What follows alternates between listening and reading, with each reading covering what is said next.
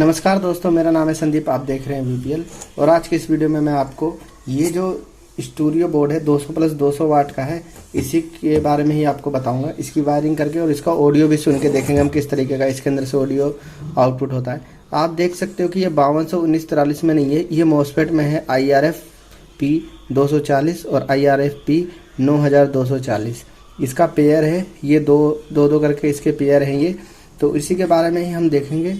हालांकि जो 521943 होता है वो 100 प्लस 100 वाट होता है, ये 200 प्लस 200 वाट है। और ये मॉसफेट में है जो 521943 होता है वो ट्रांजिस्टर होता है। ये ओरिजिनली मॉसफेट जो होता है वो ये होता है। और इसके अंदर मैं एक चीज़ और बताऊं आपको, जैसे कि आप यहाँ पे देख सकते हो एक कोयल लगी हुई है जो कि काफ़ी अच्छी इसकी वजह से आउटपुट निकलेगा, आपको बेस के लिए काफ़ी अच्छा काम करेगा। और हीट सिंक भी देख सकते हो काफ़ी इसके अंदर हैवी लगी हुई है। और अगर मैं इसकी वायरिंग की बात करूं तो आप देख सकते हो यहाँ पे नेगेटिव वोल्टेज जुड़ेगी, जो कि ये पूरा प्रिंट एक ही है। यहाँ पे नेगेटिव जोड़ना है आपको सबसे नीचे, और एक यहाँ पे ग्राउंड स्पीकर, ये लेफ्ट मान के चल सकते हो। एक स्पीकर यहाँ पे जुड़ेगा, एक स्पीकर राइट यहाँ पे जुड़ेगा। और इनपुट भी आप देख सकते हो, एक यहाँ पे जुड़ेगी और एक यहाँ पे इनपुट जुड़ेगा। और उसके बाद ये हो गया माइनस का, ये हो गया प्लस, ये हो गया ground. Minus plus ground double supply पे चलेगा ये।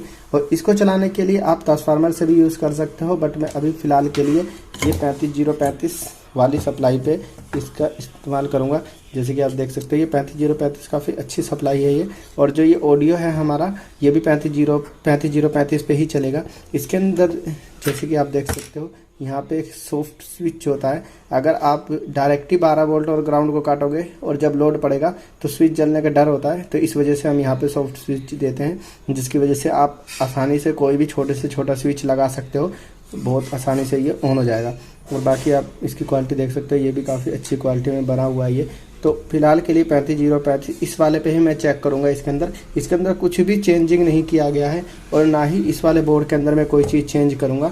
हालांकि जो 521943 होता है उसके लिए जो ये वाली पावर सप्लाई है काफ़ी अच्छी होती है 521943 का, अगर मोनो होता है ये। बट ये 521943 में नहीं है, ये ओरिजिनली मॉसफेट में है, 200 प्लस 200 वाट का आउटपुट देता है ये। इसके साथ हम चला के देखेंगे क्या मेरी पावर सप्लाई के जो मॉसफेट हैं वो हीट होते हैं या नहीं होते हैं। तो चलिए अब मैं इसकी वायरिंग कर लेता हूँ। वायरिंग करने के लिए सबसे पहले मैं इसके अंदर जोड़ूंगा स्पीकर की वायर, जो कि ये वाली वायर जोड़ूंगा मैं, दो के पेयर में है। तो इसको जोड़ लेता हूँ मैं। सबसे पहले यहाँ पे एक स्पीकर की वायर जोड़ देता हूँ मैं,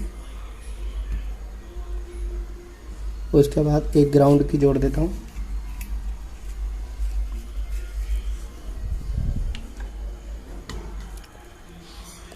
ग्राउंड की मैं यहाँ नहीं जोड़ूंगा, ग्राउंड की सोच रहा हूँ यहाँ पे जोड़ दूंगा, जिससे कि ग्राउंड एक जगह होने की वजह से काफ़ी अच्छा आउटपुट आएगा इसके अंदर से। और दूसरा स्पीकर वायर भी जोड़ दूंगा मैं इसके अंदर, जो कि यहाँ पे जुड़ेगा ये।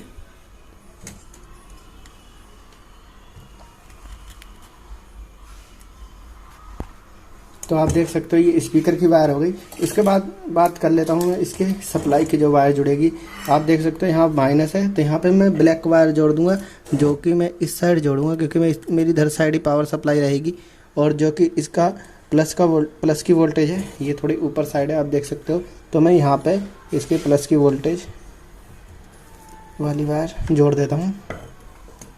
मैं एक चीज़ और बता देता हूँ कि यहाँ देख सकते हो आपको स्पीकर लिखा हुआ नहीं है, तो भी मैंने यहाँ की लगाया है, क्योंकि अगर आपको इस तरीके से पहचानना है तो इसके अंदर जो ये कोयल लगी रहती है, जहाँ एक इसका स्टार्टिंग होता है एक एंड रहता है, तो जहाँ इसका एंड रहेगा वहीं पर ही लगानी है। आप स्टार्टिंग और एंड कैसे पहचान सकते हो? जहाँ स्टार्टिंग रहेगी वहाँ हमेशा ये मॉसफेट या ट्रांजिस्टर की एक लैग रहेगी, वहीं पर कोयल जहाँ स्टार्ट रहेगी, और जहाँ पर ये खाली प्रिंट होगा वहाँ एंड रहेगी। ये कई बार हो सकता है खाली प्रिंट पर ना हो करके किसी इसके बाद कुछ और भी चीज़ जुड़ी हुई हो, ठीक है। तो ये हो गया, ये सप्लाई की अपनी हो गई। और उसके बाद इसके साथ जो कि मैं ग्राउंड के लिए जोड़ूंगा, एक ये पीले वाली वायर जोड़ूंगा, जैसे कि आप ये देख सकते हो, ये इसकी ग्राउंड के लिए हो जाएगी। तो इसकी ग्राउंड मैं बिल्कुल यहाँ पे, जहाँ पे सब ग्राउंड एक साथ जुड़े हुए हैं, वहाँ पे जोड़ दूंगा मैं इसको।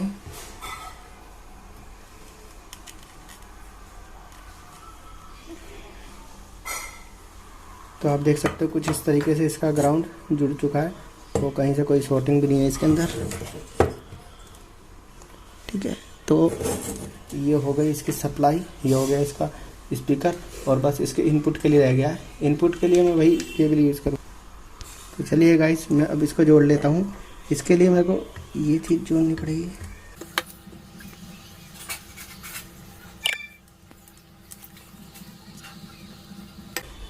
तो दोस्तों जैसे कि आप ये देख सकते हैं कि मैंने इसके अंदर लीड की कनेक्शन कर दिया है, जो ईयरफोन होता है उसका। अब मैं इसके अंदर क्या करूँगा कि पावर सप्लाई पे हम इसका कनेक्शन कर लेते हैं एक बार। चलिए मैं इसे साइड में रख देता हूँ। ये हो गई हमारी पावर सप्लाई। पावर सप्लाई में आपको पता है जो ये 3 पॉइंट है, ये इसके आउटपुट है। सबसे पहले मैं इन तीनों पॉइंट की सोल्डिंग कर लूँगा।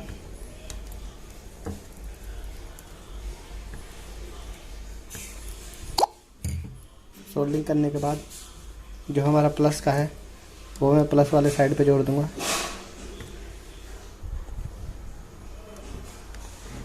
और माइनस का माइनस वाले पे, और ये जो कि ग्राउंड है इसको मैं कुछ इस तरीके से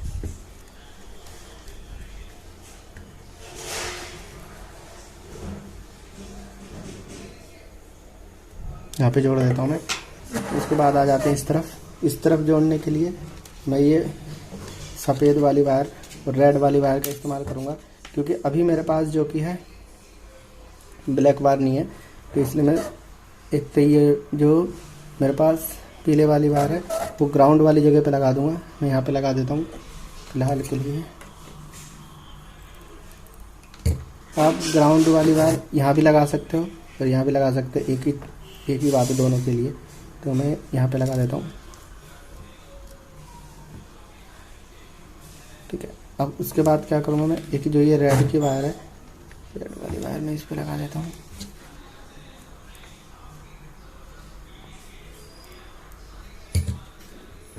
लगा देता हूँ।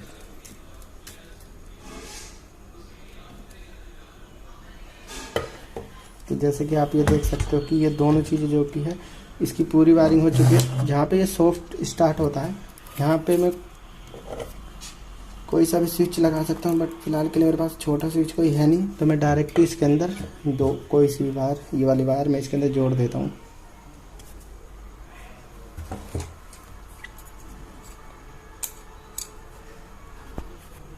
तो चलिए गाइस मैं इसके अंदर ये वाली वायर जोड़ देता हूँ, दोनों की दोनों।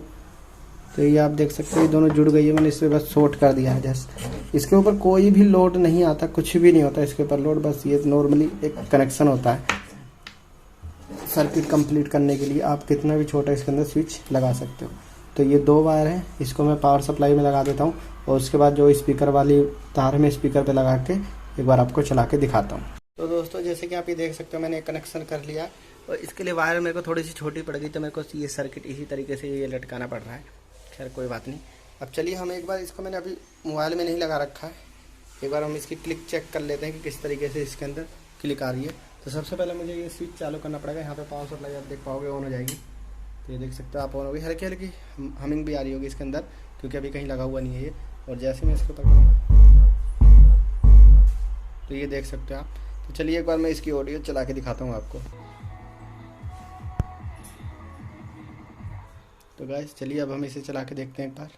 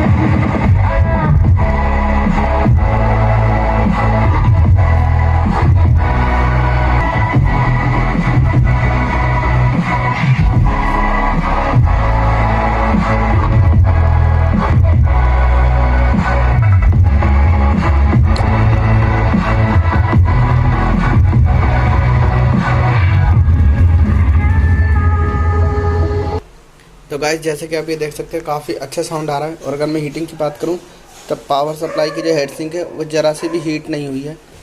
हालांकि ये वायर है ये थोड़ी थोड़ी हीट हो गई है, बहुत ज़रा सी। और उसके बाद अगर मैं ये दोनों ये भी नहीं हीट हुई है।